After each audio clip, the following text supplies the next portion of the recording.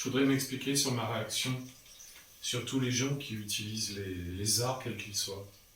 La musique, parce que j'en ai vu des pareils, et en particulier les arts martiaux. Voilà pourquoi. Tout simplement parce que je ne vais pas être hypocrite. Dans ma vie, il me reste les arts martiaux, mon travail, mon chat. J'ai plus de famille, plus aucune. Bon, déjà, ça donne une certaine valeur à ce domaine. Donc, ce que je voulais expliquer, c'est que il ne sert à rien de faire quelque chose si c'est juste pour donner une image.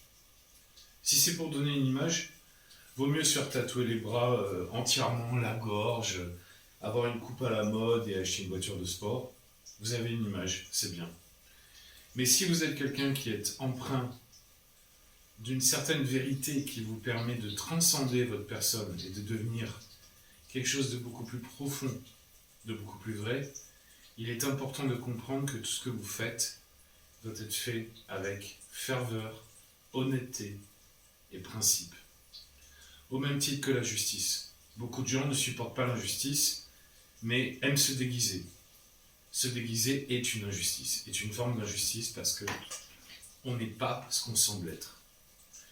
Donc, je voulais juste faire une précision.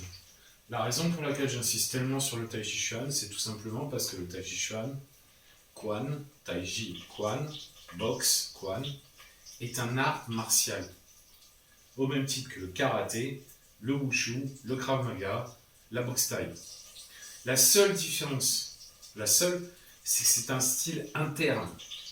Alors, je sais, le style interne est incompréhensible à notre époque.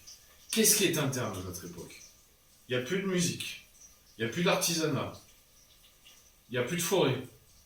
Les animaux, on les achète chez des éleveurs parce qu'ils sont d'une certaine race, mais on n'aime plus un cabot parce qu'il a des compétences et une gentillesse, on n'aime plus un chat ou un cheval parce qu'on l'a trouvé, on l'a aidé, il nous a aidés, il travaille avec nous. Donc c'est fini. Donc j'arrête. Juste, je vous montre quelque chose. Quand vous faites un art externe, comme le Krav Maga, le karaté, la boxe thaï, vous êtes musculaire, comme je l'ai déjà montré. Mais, comme je l'ai dit, tout ce qu'on fait de musculaire, ça c'est musculaire. D'accord? Mais si je le fais avec la pratique du Tai Chi d'une façon honnête et rectiligne, j'en obtiens quelque chose de différent. J'obtiens cette espèce de respiration inverse qui va me donner cette énergie interne qui n'existe pas que dans le muscle. C'est le Jing. Muscle, intention, énergie interne. Donc, je vous montre juste une chose. Si je suis musculaire, je bloque, je frappe. Si je suis en interne,